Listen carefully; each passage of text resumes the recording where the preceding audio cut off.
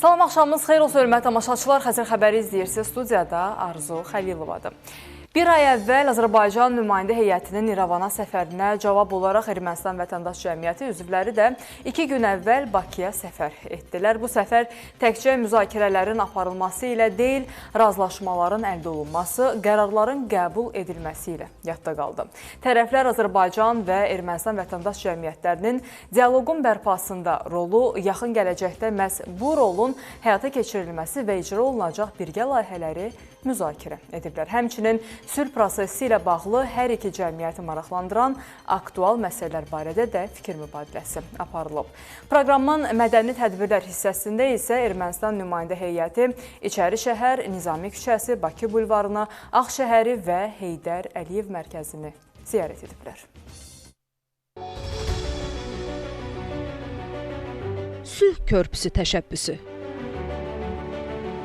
Azərbaycan və Ermənistan vətəndaş cəmiyyətləri arasında keçirilən görüşlərin bundan sonra belə adlandırılması qərarı alınıb. Ümumilikdə isə 21-22 noyabrda baş tutan Bakı görüşlərini dialoqdan praktik mərhələyə keçid hesab etmək olar. Bu səfərdə konkret qərarlar qəbul edilib. Bu görüş təkcə ümumi müzakirələr xarakterli yox, eyni zamanda konkret işgüzar şəraitdə həyata keçirilən praktiki gələcək addımların həm müzakirəsi, həm müəyyən məsələlər üzrə razılaşması, həm də qərarlarla yadda qaldı. Gələcəkdə məsələn media sahəsində əlaqələrin yaradılması, kontaktların qurulması, ekspertlərin bu prosesə cəlb olunması qərar əldə olundu ki, qarşılıqlı səfərlər yenə də davam eləyəcək.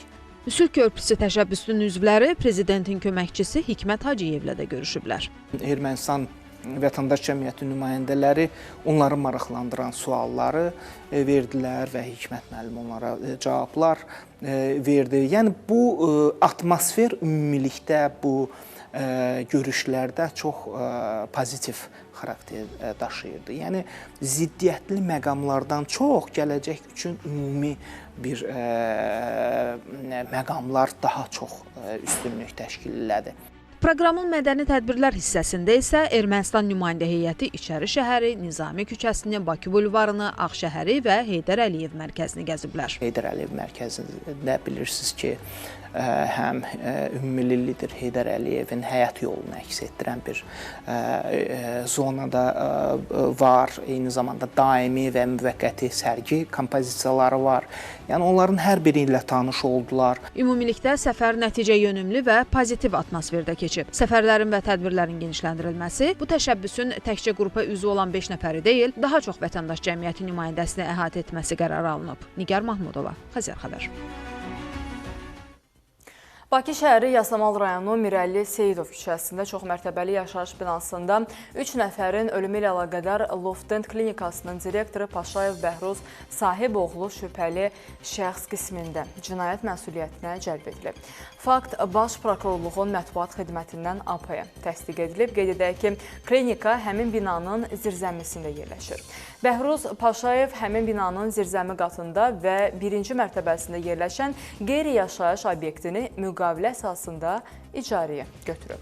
Baş Prokurorluq xəbərdarlıq da edib və bildirilib ki, zərər çəkmiş şəxslərin hüquqları nəzərə alınmaqla ibtidai istintaqın gedişinə dair qeyri-rəsmi mənbələrdən əldə olunan və dəqiqləşdirilməmiş həssas informasiyaların paylaşılması cəmiyyət arasında çaşqınlığa səbəb olur. Eləcə də istintaqın obyektivliyinə zərər vurur. Media nümayəndələri və sosial şəbəkə istifadəçilərindən xahiş edirik ki, ibtidai istintaqla bağlı məlumat yayarkən qanunvericiliyin tələbləri rəhbər tutulmaqla yalnız rəsmi mənbələrə istinad etsinlər. Hüquqi əsası və təsdiqi olmayan informasiyanın yayılmasına yol verməsinlər. İctimaiyyəti bir daha əmin edirik ki, cinayət işi üzrə istintaq tam, obyektiv və qanun çərçivəsində aparılır. Nəticələr barədə əlavə məlumat veriləcək. Baş verən yanğın səbəbi ilə xəstəxanaya yerləşdirilən şəxslərin vəziyyətləri də açıqlanıb. Kliniki tibbi mərkəzdən bildirilib ki, mərkəzin toksikologiya şöbəsində müalicə alan şəxslərdən daha 2 nəfər ambulator müalicə üçün evə buraxılıb, 5 nəfərin isə müalicəsi davam etdirilir. Onlardan bir nəfər qadının vəziyyəti ağır olaraq qiymətləndirilir. Pasiyent süni tənəffüs cihazı ilə təmin edilib deyə məlumatda deyilir.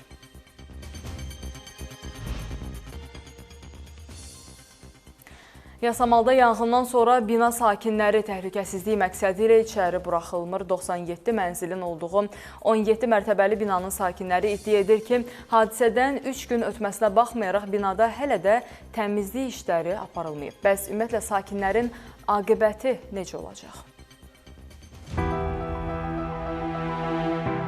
Əşyalar daşınır, vətəndaşlar yaşadıkları mənzilləri tərk edirlər. Kimisi qohumunun evinə sığınır, kimisi kirayə mənzil axtarır.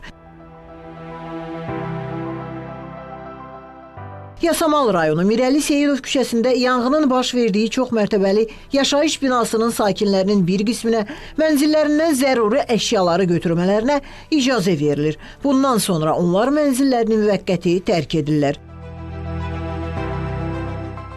İşıq, su, elektrik xətləri sıradan çıxıb. 17 mərtəbəli 97 mənzilli binanın sakinləri deyirlər ki, nəinki mənzillər, hətta dəhlizlər belə his-pas içindədir. Paytaxtın Yasamal rayonundakı Mirəli Seyidov 19 ünvanındayıq. Yanğının baş verdiyi binanın düz qarşısındayıq. 17 mərtəbəli binanın sakinləri artıq 3 gündür təxliyə olunub. Sakinlər iddia edir ki, hadisədən bir neçə gün keçməsinə baxmayaraq hələ də mənzillərdə təmizlik işləri aparılmayıb. Mən sırağa gün gecə anamgildə qaldım. Eyni cürdə bütün bu insanlar hərəsi bir yanda qalır. Hal-hazırda əsas problem bu insanların yan yörədə hardasa kirayə heç olmasa müvəqqəti, nə qədər ki elektrik bərpa olunmayıb, heç olmasa 3 ay, 4 ay, proses də 3 ay, 4 ay nağdı çəkəcək. Biz də qış aylarını yaşayırıq hal-hazırda. Övladı olan var bir neçə gün, artıq sabah birinci gündə məktəblər başlayır. Binada bütün vəziyyət iflic olub, yəni hal-hazırda heç bir kommunikasiya işləmir, yəni nə su, nə qaz, nə işıq, heç bir. Yəni sakinlər hal-hazırda 96 mənzilin sakini pərəm-pərəm olub, hərəsi bir qohum evində, hərəsi bir yerdə. Yəni gecələməyə məcbur olurlar.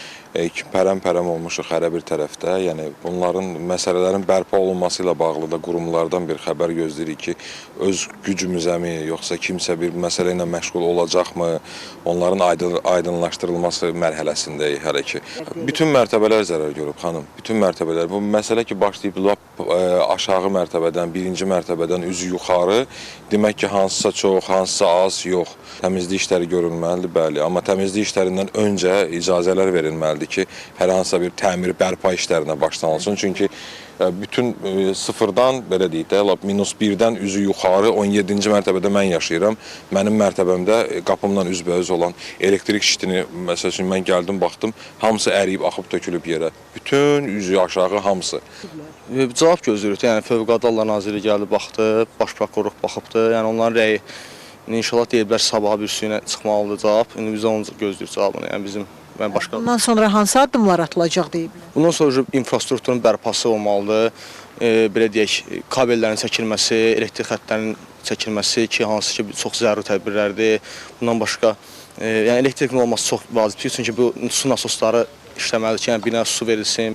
Bəli, demək olar ki, sıradan çıxılmamışdır. Yusif Həsənov adlı sakin isə iddia edir ki, hadisə baş verməmişdən bir həftə əvvəl o binanın şaxtasını təmizləmək istəsə də, binanın zirzəmisindəki restoran rəhbərliyi ona bu şəraiti yaratmayıb. Bunlar mənə təzyiq göstərdilər. Kimə yaxınlaşdınız? Loftun işçilərinə, bəli. Mənə təzyiq göstərdilər və məni orada döydülər. Yəni polis şöbəsində də ərzəm var, hamısı, bəli, müraciət eləmişəm ki, biz ora girək, daxil olaq, təmizlik işlərimizi görək ki, bina alovdan qoruyaq. İlkin tədbir görməliydik. Biz o eləyə bilmədik, bizi buraxmadılar. Bütün kabellər hamısı orada, şaxtamızdır, binanın şaxtasıdır. Oranı biz təmizlə, mütəmədi olaraq 6 aydan bir, 3 aydan bir təmizləməliyik. Ən sonuncu dəfə nə vaxt təmizləmişdiniz? Ən sonuncu dəfə 2 ildir biz ora əl verməmişik, qoymuyurdular biz ora. Yanğınla əlaqədar Baş Prokurorluğun Kriminalistika və İnformasiya Texnologiyaları İdarəsinin əməkdaşları tərəfindən aidiyyatı dövlət qurumları, o cümlədən Fövqəladə Hallar Nazirliyinin əməkdaşları ilə birgə hadisə yeri nümunə olunur və digər zəruri prosesual hərəkətlər icra edilir. Yasamal rayon icra hakimiyyətindən isə sorğumuza cavab olaraq bildirildi ki, bina yerli icra hakimiyyətinin balansında deyil. Yasamal rayonunda binada baş verən güclü yanğın binalarda təhlükəsizlik qaydaları məsələsini bir daha gündəmə gətirir. Ekspertlər bildirirlər ki, Dövlət Şəhərsalma və Arxitektura Komitəsinin kollegiyasının təsdiqlədiyi normalara əsasən bəzi obyektlərin, yaşayış binalarının zirzəmi, kürsülük, birinci və ikinci mərtəbələrində ictimai təyinatlı obyektlərin yerləşdirilməsinə yol verilmir. Bəs kimlər buna əməl etmir? Təfərrüatlar sujetdə. Yaşayış binalarının zirzəmi, kürsülük birinci və ikinci mərtəbələrində ictimai təyinatlı obyektlərin yerləşdirilməsinə yol verilmir. Bu, Dövlət Şəhərsalma və Arxitektura Komitəsinin kollegiyasının təsdiqlədiyi yaşayış binaları layihələndirmə normalarında öz əksini tapıb. Lakin buna baxmayaraq, paytaxtda demək olar ki, əksər binaların altında belə obyektləri görmək olar. Təhlükəsizlik eksperti Elmar Nurəliyev deyir ki, əgər bina layihələndirilərkən sözügedən obyektlər nəzərdə tutulmayıbsa, qanuni hesab edilmir. Məlum məsələdir ki, binaların birinci mərtəbəsində, zirzəmisində qaz təchizatı olmur. Orada əgər hansısa bir ictimai iaşə müəssisəsi, belə deyək, kafe, restoran, dönərxana və yaxud da ki, təndir yerləri gətirib orada, belə deyək, qazla işləyən qurğularla hansısa bir obyekt fəaliyyət göstərirsə, əlbəttə ki, bu yanğın təhlükəsizlik normativinə də, həm də binanın layihələndirilməsi zamanı da bu tikinti normativlərinə də uyğun olmayacaq. Ona görə bunu əvvəlcədən müəyyənləşdirmək lazımdır. Ekspert bildirib ki, kafe, restoran və ya hər hansı obyekt fəaliyyətə başlamazdan əvvəl bütün yanğın təhlükəsizliyi qaydaları nəzərə alınmalıdır. Yanğın təhlükəsizliyi qaydalarının, normativ və standartların bütün tələbləri nəzərə alındıqdan sonra, bütün yanğın təhlükəsizliyinə dair olan təchizat tam təmin olunduqdan sonra onların fəaliyyətinə belə deyək, icazə verilir və işçilər də bilirlər ki, yanğın hadisəsi baş verməsin deyə nələr etmək lazımdır. Yanğın hadisəsi baş verəndən sonra hansı davranışları ardıcıl koordinasiya şəkildə sərgiləməlidirlər ki, oradan minimal zərər ilə qurtulmaq olsun. Dövlət Şəhərsalma və Arxitektura Komitəsinin kollegiyasının təsdiqlədiyi yaşayış binaları layihələndirmə normalarına əsasən binaların zirzəmisində və ya birinci mərtəbəsində sahəsi 250 kvadrat metrdən artıq, oturacaq yerlərinin sayı 50-dən çox olan yeməkxana və istirahət müəssisələri, partlayış və yanğın təhlükəli maddə və materiallar satılan mağazalar, tez alışan maddələrlə işləyən məişət xidməti müəssisələri, hamamlar, saunaların fəaliyyəti qadağandır. Rəsmi iş günü olmadığından məsələyə dövlət qurumlarından münasibət bildirilmədi. Kənan Qafar, Davud İbrahimov, Kəmalə Əlimuradova, Xəzər xəbər. Bakının 4 rayonunun, eləcə də Abşeronun su təchizatında 4 gün fasilələr olacaq. Bu haqda Dövlət Su Ehtiyatları Agentliyi məlumat yayıb. Bildirilib ki, Oğuz, Qəbələ, Bakı su kəmərinin istismara davamlılığının artırılması məqsədi ilə görüləcək işlər çərçivəsində 25-29 noyabr tarixlərində Bakının Xəzər, Yasamal, Sabunçu, Xətai rayonlarının, eləcə də Abşeron rayonunun, o cümlədən Xırdalan şəhərinin bəzi ərazilərinə suyun verilmə rejimlərində dəyişiklik ediləcək. Bununla bağlı su təchizatında müvəqqəti fasilələr yaranacaq. Magistral su kəməri üzərində aparılacaq təmir bərpa işləri yay aylarında yarana biləcək su çatışmazlığının qarşısının alınması istiqamətində icra olunan davamlı tədbirlərdən biridir.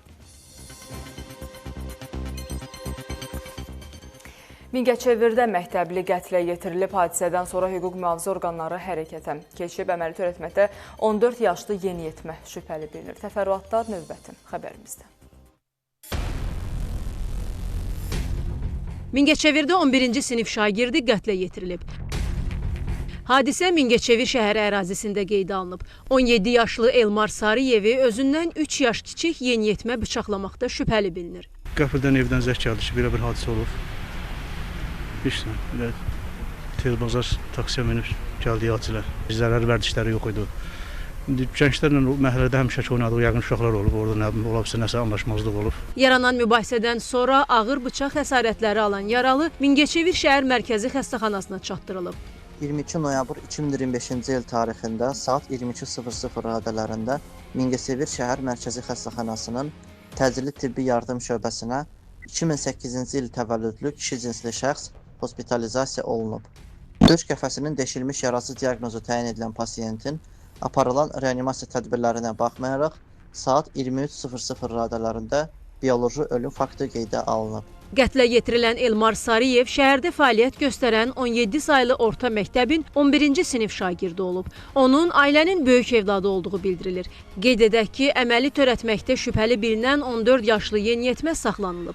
Hadisə ilə bağlı araşdırma aparılır. Rahim İbrahimoğlu, Kəmal Əli Muradova, Xəzər xəbər. Bugün səhər saatlarında Goranboyda yaşayış binasının döşəməsi çöküb. 6 bloklu, 60 mənzilli 5 mərtəbəli binanın birinci mərtəbəsindəki çökmə nəticəsində 4 nəfər xəstəxanaya yerləşdirilib. 60 ailə isə təxliyə edilib. 5 mərtəbəli yaşayış binasının birinci mərtəbəsinin döşəməsi çöküb. Hadisə Goranboy rayonunun Cəfər Cabbarlı küçəsində qeydə alınıb. Binada yaşayan sakinlər bildiriblər ki, qəfildən uğultu səsi eşidiblər. Ardından da çökmə baş verib. Hadisə nəticəsində bina sakinlərindən xəsarət alanlar olub. Uğultu gəldi. Biz elə bildik ki, nəsə zəlzələ var. Amma gördük zəlzələ deyil, uğultudur. Uğultudan sonra da güppultu gəldi. Güppultu da deməyən pilləkən imiş.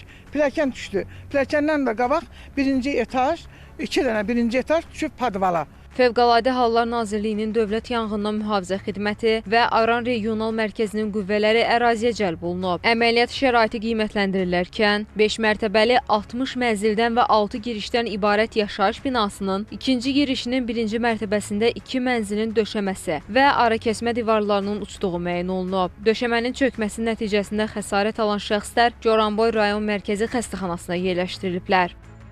23-11-2025-ci il tarixində saat 06:20 radələrində yaşayış binasının uçması səbəbilə xəsarət alan 4 nəfər, 3-ü qadın, 1-i kişi olmaqla Goranboy rayon mərkəzi xəstəxanasına hospitalizasiya olunub. Onlara bədənin müxtəlif nahiyələrinin çoxsaylı travması diaqnozu təyin edilib. Hazırda 2 nəfərin müalicəsi təcil və təxirə salınması tibbi yardım şöbəsində davam etdirilir. Vəziyyətləri isə orta ağır olaraq qiymətləndirilir. Digər 2 nəfər şəxsə isə zəruri tibbi yardım göstərdikdən sonra ambulator müalicə üçün evə buraxılıb. Rayon İcra Hakimiyyətinin başçısı Məhərrəm Quliyev 60 ailənin təhlükəsiz əraziyə təxliyə olunduğunu bildirib. Hadisənin baş vermə səbəbləri araşdırılır. Rahim İbrahimoğlu, Fidan Əsədli, Xəzər xəbər. Paytaxtın Xətai rayonunda toy korteji hərəkəti iflic edib. Gənclər xəstəxananın qarşısında yolu bağlayaraq rəqs edib. Nəticədə də nə təcili tibbi yardım, nə də digər avtomobillər hərəkət edə biliblər. Ekspertlər bənzər halların son zamanlar artdığını bildirirlər. Bəy gəlin avtomobilinin qarşısını kəsən toy iştirakçıları yolun ortasında rəqs edirlər. Sosial şəbəkələrdə yayılan görüntülərin paytaxtın Xətai rayonu Nəsrəddin Tusi küçəsində çəkildiyi iddia edilir. Bir neçə avtomobilin dayanaraq yüksək səslə musiqi səsləndirdiyi, gənclərin isə yolun ortasında rəqs etdiyi görünür. Məlumata görə toy korteji xəstəxananın qarşısındakı yolu bağlayıb. Bu müddətdə yol tamamilə bağlanıb, arxada qalan sürücülər isə gecikdikləri üçün alternativ yollara yönəlməyə məcbur olublar. Yol hərəkəti qaydaları üzrə ekspert Arzu Babazadə deyir ki, bu cür görüntülər son zamanlar təkcə paytaxtda yox, bölgələrdə də geniş yayılıb. Kimisi yolun ortasında, yəni intensiv hərəkət olan yolun ortasında oturub nərd oynayır, kimisi maşınları saxlayır, musiqi açıb oynayır və çox üzücü haldır. Belə hərəkət çox ciddi, əsassız qəza səbəbidir. Bakı Şəhər Dövlət Yol Polisi İdarəsindən isə bildirdilər ki, yayılan görüntülərdən məlumatlıdırlar və araşdırma aparılır. Paytaxtın Xətai rayonunda toy kortejinin yolun hərəkət hissəsində dayanaraq digər nəqliyyat vasitələrinin rahat və təhlükəsiz hərəkətinə mane yaratmasını əks etdirən görüntülərlə bağlı hazırda araşdırma aparılır. Toy karvanlarına qoşulan sürücülər digər hərəkət iştirakçılarına münasibətdə heç bir üstünlüyə malik olmadıqlarını unutmamalı, əksinə bir neçə nəqliyyat vasitəsinin ahəngdar hərəkəti zamanı şəraitin daha da mürəkkəbləşdiyini nəzərə almalı, məsuliyyətsiz davranmaqla xoşa gəlməz nəticələrə rəvac verməməlidirlər. Yol polisi toy karvanında olan sürücülərə daha diqqətli olmalarını və mümkün qədər az avtomobillə iştirak etməyi tövsiyə edir. Ramal Abdullayev, Xəzər xəbər. Davam edir, hörmətli tamaşaçılar. Türkiyə Prezidenti Rəcəb Tayyip Ərdoğan Cənubi Afrika Respublikasında keçirilən G20 zirvəsi çərçivəsində Fransa Prezidenti Emmanuel Macronla görüşüb. Bu barədə Türkiyə Prezident Administrasiyasından məlumat verilib. Rəcəb Tayyip Ərdoğan görüşdə Türkiyə ilə Fransa arasında əlaqələrin inkişafı istiqamətində qarşılıqlı addımların vacibliyini vurğulayıb. Prezidentlər Qəzzadakı son vəziyyəti də müzakirə ediblər. Qəzzada atəşkəsin qorunmasının və bölgəyə humanitar yardımın çatdırılmasının vacibliyini vurğulayan Rəcəb Tayyip Ərdoğan daimi sülhün düsturunun iki dövlətli həll çərçivəsində mümkün olduğunu və Türkiyənin buna nail olmaq üçün səy göstərdiyini bildirib. Türkiyə lideri Ukrayna ilə Rusiya arasındakı müharibənin ədalətli və davamlı sülhlə sona çatması üçün bütün diplomatik imkanlardan istifadə edilməli olduğunu, Türkiyənin tərəfləri sülh danışıqları üçün bir araya gətirmə istiqamətində səylərini davam etdirəcəyini bildirib.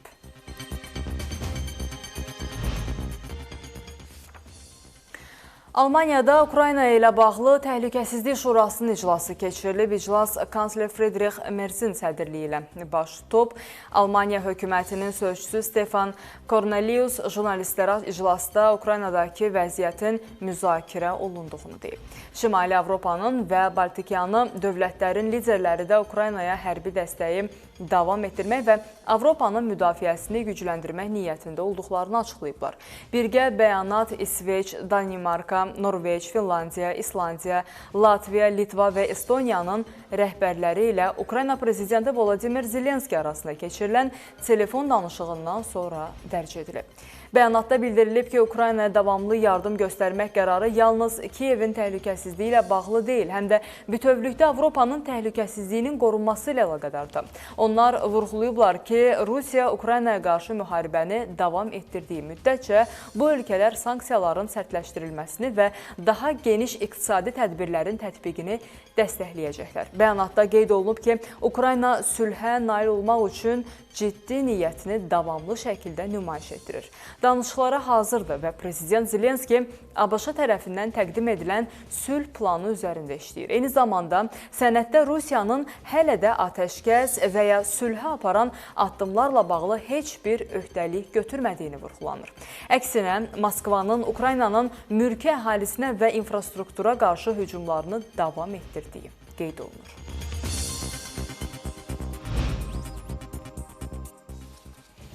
Amerika Birləşmiş Ştatlarının dövlət katibi Marco Rubio Vaşinqtonun təklif etdiyi planı Ukrayna münaqişəsinin nizamlanması üzrə danışıqlar üçün möhkəm əsas adlandırıb. Bu barədə Rubio sosial media hesabında yazıb. Sülh təklifi ABŞ tərəfindən hazırlanıb. O, davam edən danışıqlar üçün möhkəm təməl kimi təqdim olunub, deyə o bildirib.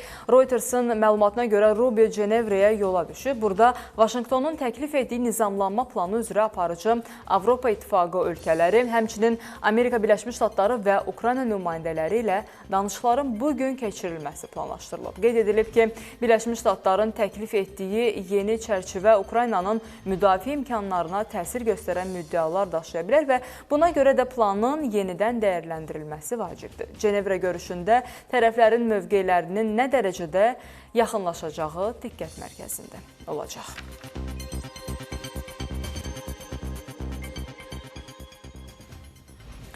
Davam edirik. Azərbaycanda onkoloji xəstələrin dərman təminatı hələ də kifayət etmir. Bunu Milli Məclisin Səhiyyə Komitəsinin üzvü Rəşad Mahmudov deyib. Deputat bildirib ki, son 5 ildə səhiyyə büdcəsi nəzərə çarpacaq dərəcədə artsa da, onkologiya sahəsinə ayrılan vəsait eyni templə yüksəlməyib.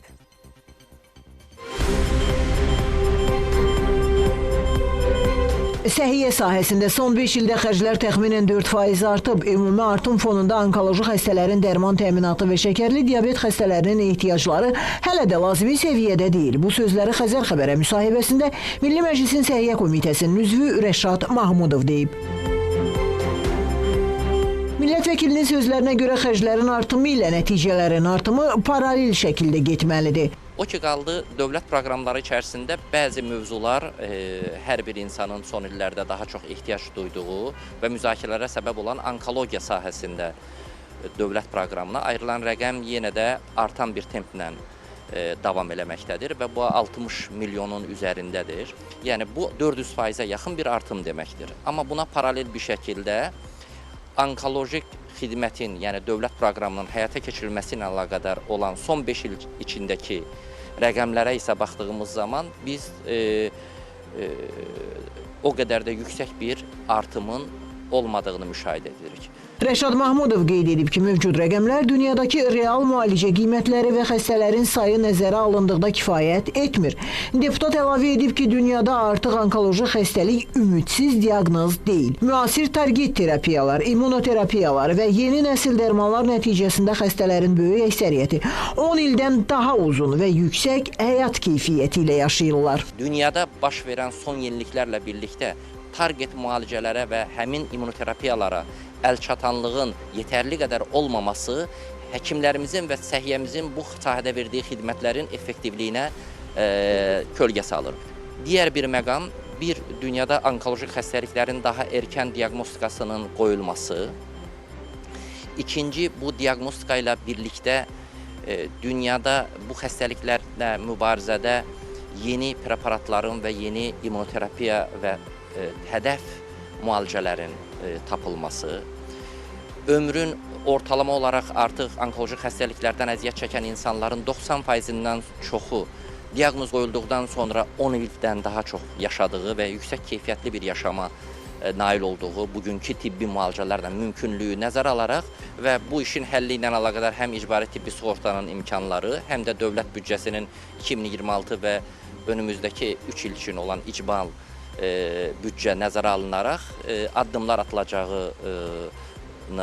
atılacağını düşünürəm. Rəşad Mahmudov onu da qeyd edib ki, inkişaf etmiş ölkələrin təcrübəsi göstərir ki, icbari tibbi sığorta nə qədər yüksək səviyyədə tətbiq olunsa da, dövlət proqramlarının xüsusi sahələr üzrə daha da inkişaf etdirilməsinə ehtiyac var. Sevinç Vaqif qızı, Samir Qasımov, Xəzər xəbər.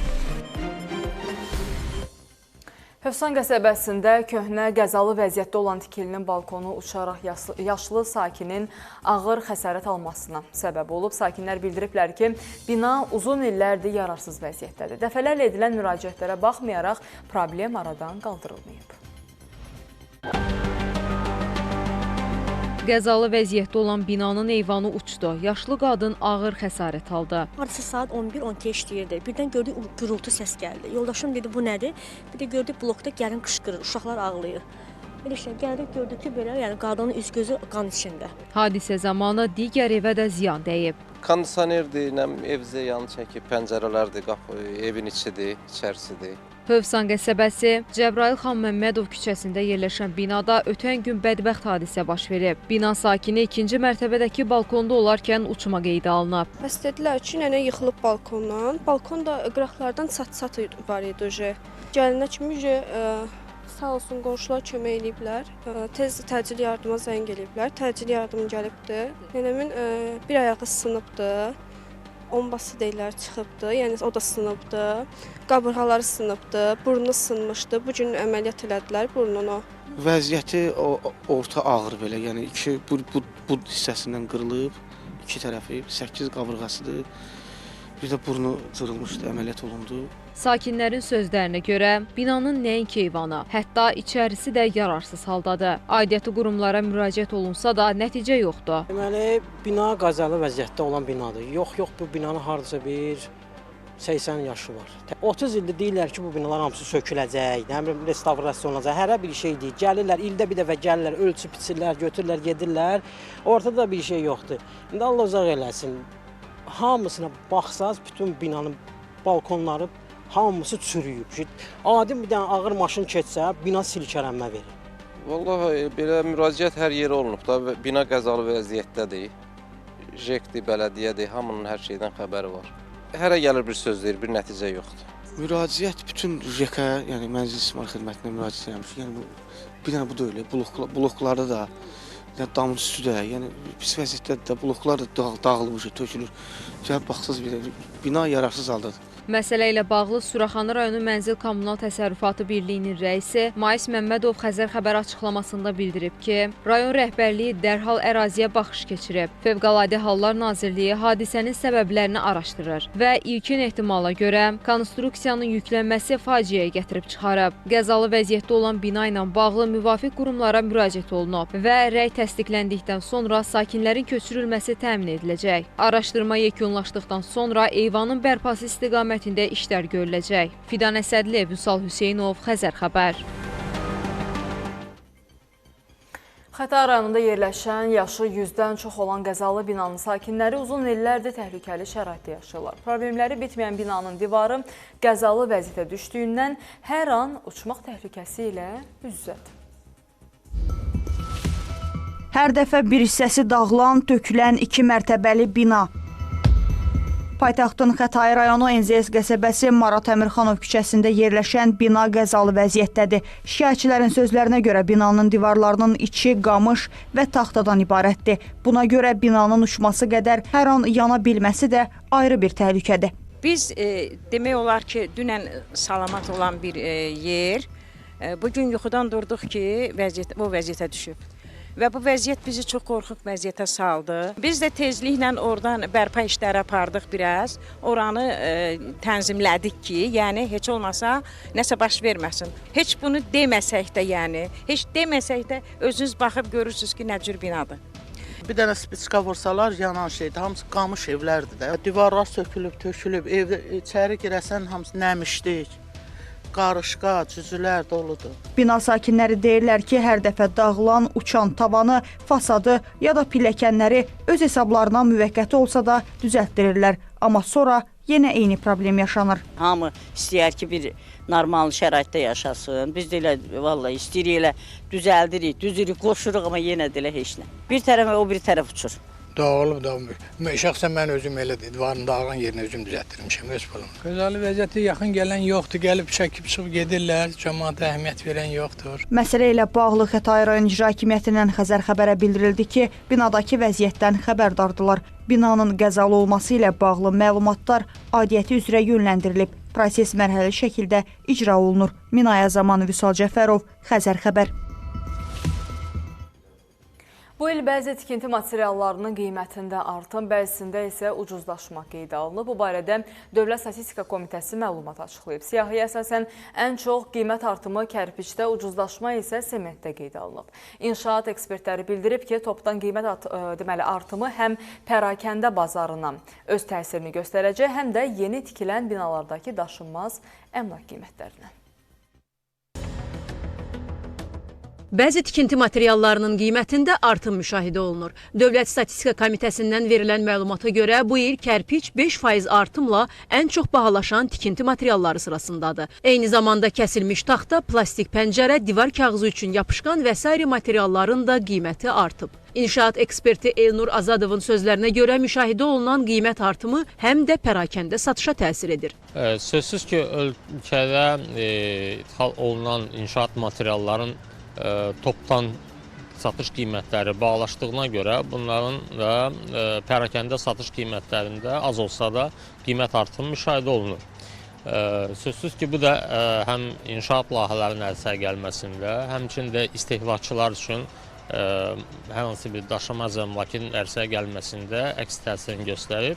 Elnur Azadovun sözlərinə görə qiyməti artan materiallar arasında kərpicdən daha çox istifadə olunduğundan bu yeni tikili binalarda daşınmaz əmlakın qiymətinə də təsir edəcək. Kütləvi istifadə olunan kərpic materialların qiymət artımı təxminən 5% olduğuna görə böyük yaşayış komplekslərin inşasında nisbətən qiymət artımına səbəb olacaq. Amma zamanla artıq o binalar təkrar satıldıqca, ikinci dəfə onların satış həyata keçirdiyi halda artıq bazara görə tənzimlənəcək qiyməti. Statistikaya əsasən bu il ucuzlaşan məhsullar da var. Əsasən kanalizasiya borusu, sement, parket kimi məhsullarda isə qiymətin enməsi müşahidə olunur. Kənan Qafar, Namiq Hüsiyev, Kəmal Əlimuradova, Xəzər xəbər. Paytaxtın Sabunçu rayonunda kanalizasiya suları yolu keçilməz edib. Avtomobillə də bu yolla hərəkət etmək çox çətindir. Sakinlərin sözlərinə görə bu vəziyyət uzun müddətdir davam edir. Bəs ümumiyyətlə buna səbəb nədir? İnsanlar bu yolu getmək üçün mübarizə aparırlar. Paytaxtın Sabunçu rayonu Natavan küçəsində yaşayan sakinlər kanalizasiya suyunun daşması nəticəsində yaranan üfunət və antisanitar vəziyyətdən şikayətçidirlər. Bildirirlər ki, aylardır bu halla üz-üzədirlər. Yay-qış vəziyyətimiz budur da, göz qabağındadır hamısı. İnanın ki, çıxılmaz vəziyyətdə qalmışıq. Nə uşaq məktəbə gedə bilir, nə evdən çıxa bilirik. Maşınlar gündə ustadadır. Vəziyyətimiz bax budur. Kanalizasiya sistemi var, bilmirik dolub, bilmirik nədir. Bax, nəsə qurub quralayıblar oralarda. O da dolur daşır. Həftədə bir dəfə, 2 dəfə. Buranın suyu ömrü boyu qurumur. Mümkün deyil burada keçmək. Maşındır, gedirik, nə bilim, zapça salmaqdan canımız boğazımıza yığılır. Bu kanalizasiya suyu, hamısı xəstəlikdir qardaş. Özünüz görürsünüz, bu xəstəlikdir. Hamımız bilir ki, bu xəstəlikdir. Piyada keçmək olmur dedə. Keçəndə ayağımız batır, üstümüz batır, uşaqlar batır. Valla harada şikayət edirik, bir əncam çəkən yoxdur. Maşın da batır, sökülür, dağılır. Nə bilim, yıxılır. Allah o günlər biri vardı, yazıq keçəndə ayağı dizindən qırıldı, sındı. Sakinlər deyirlər ki, hətta öz vəsaitləri hesabına problemi dəfələrlə həll etməyə çalışıblar. Şəxsi nə qədər adam pul verir cibindən buranı təmizlədər. Mən şəxsən bax bura yox 100 manatdan artıq pul xərc etmişəm. Bu kanalizasiyanın təmizlənməsi üçün. Bax son bir 2-3 ayda. Qardaş 2 günümüz dolur. Çağırıq şəxsi adamdır, gəlir məhdud salır. 5 dəqiqə düzəldir, o an ben gedir 3 gündən sonra bir də dolur. 3 gündən sonra bir də tutulur. İri şəhərlərin Birləşmiş Su Təchizatı Xidmətindən Xəzər xəbərə bildirildi ki, qeyd olunan ünvanda yaranmış məsələ ilə bağlı müvafiq su kanal idarəsinə məlumat verilib. İdarənin əməkdaşları əraziyə baxış keçirib, yaxın müddət ərzində problem həll ediləcək. Elbrus Kərimli, Cəfər Qasımov, Xəzər xəbər. Ordubadda 61 yaşlı qadın hovuza düşərək boğulub, hadisə rayonunun Dizə kəndində qeydə alınıb. Kənd sakini 61 yaşlı Ələkbərova Leyla Filman qızı hovuza düşüb və boğularaq dünyasını dəyişib. Yaxınları xəbər tutanda artıq gec olub. Faktla bağlı Ordubad rayon prokurorluğunda araşdırma aparılır.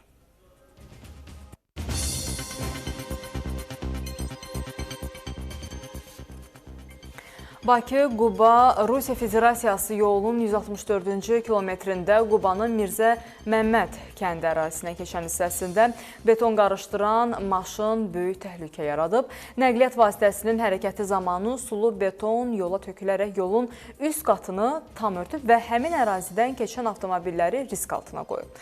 Hadisə dərhal polis əməkdaşlarının diqqətinə çatdırılıb və onlar əraziyə cəlb olunublar. Gecə ilə avtomobillərin hərəkəti tənzimlənib. Əraziyə texnika cəlb olunaraq yolda təmizləmə işləri aparılıb. Faktla bağlı araşdırma aparılır.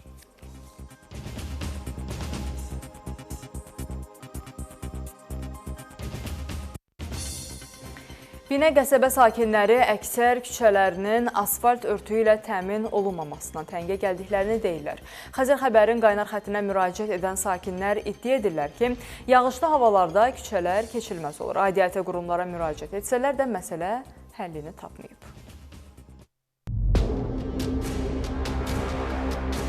Nə yolu var, nə irizi. Sakinlər deyirlər ki, qışda palçıqdan, yayda toz dumandan bu küçələrdən keçmək müşkülə çevrilib. Bu azmış kimi küçələrin ünvanı da yoxdur. Görüntülər paytaxtın Xəzər rayonu, Binə qəsəbəsi Südçülük safxozu ərazisindəndir. Sakinlər iddia edirlər ki, dəfələrlə öz vəsaitləri hesabına küçələrə çınqıl döşüyüblər. Amma qəsəbə ərazisində kanalizasiya xətti olmadığından küçələrdəki çalalara yığılan yağış suyu onu da yuyub aparıb. Skora gəlmir bura. Bu indi yaxşı vaxtda gəlibsiz. Bu körpələr də yazıqlar öldülər, burası daş tökə-tökə. İndi yağış olsun, gəl. Ölmüşük ayaqqabı yumaqdan, ölmüşük paltar yumaqdan. Bunun uşağı var, qocası var, xəstəsi var, cavanı var. Biz çox əziyyət çəkirik bu yol haqqında. Siz özünüz bu yolu öz vəsaitiniz hesabına daşınır. Yığılıb eləmişik, indi güc yoxdur. Problem asıl yol problemidir ki, palça olanda uşaqlar çirkçiliyə gəlir.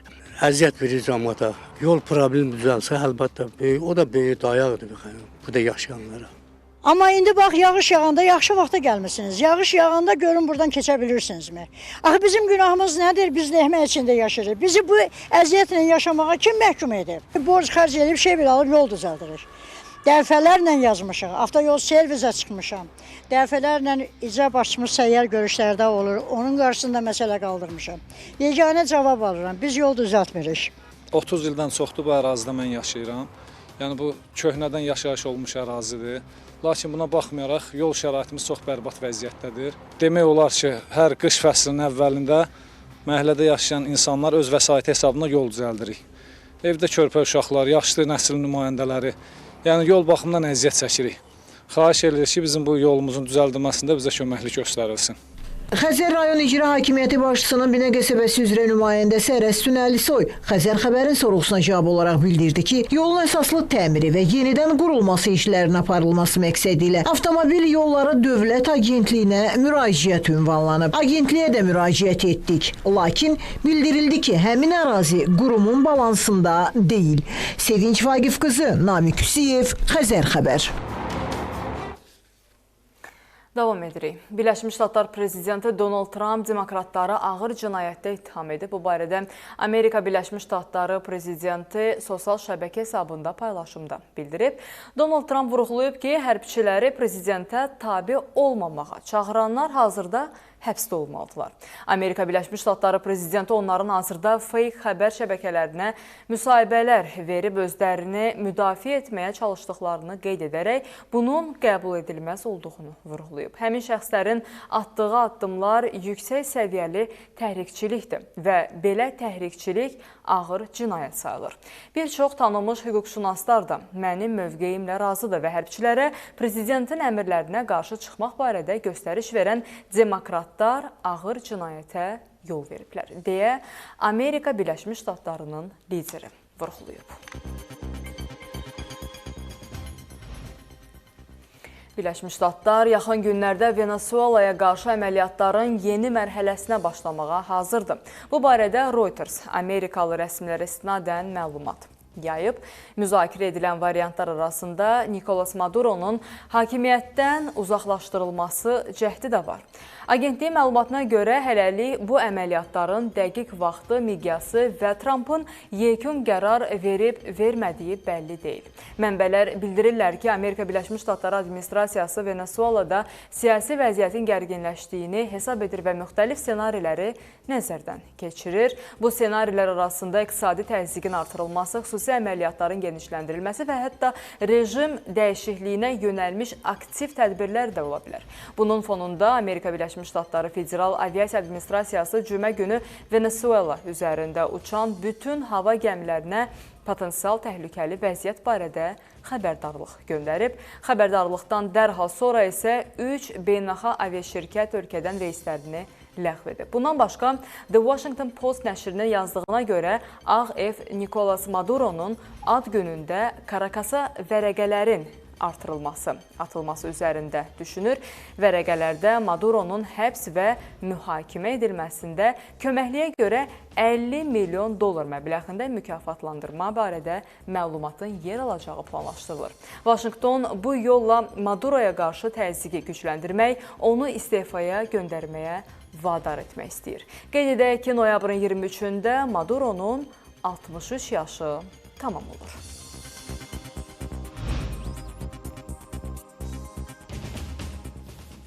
Belə hörmətli tamaşaçılar, bugünlük xəbərlərimizdən bu qədər, yenidən görüşmək ümidi.